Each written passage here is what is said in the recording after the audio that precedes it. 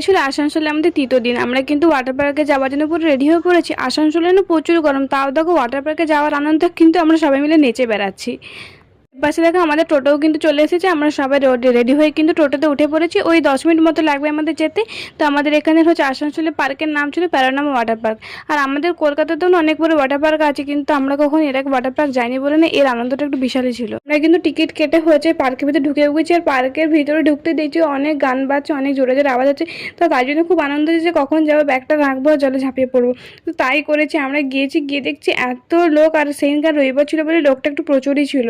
তো আমরা সবাই গিয়ে নাচানাচি শুরু করে দিচ্ছি। ব্যাগটাকে রেখে আমরা যাই হোক করে জলের মধ্যে ঝাঁপিয়ে পড়েছি।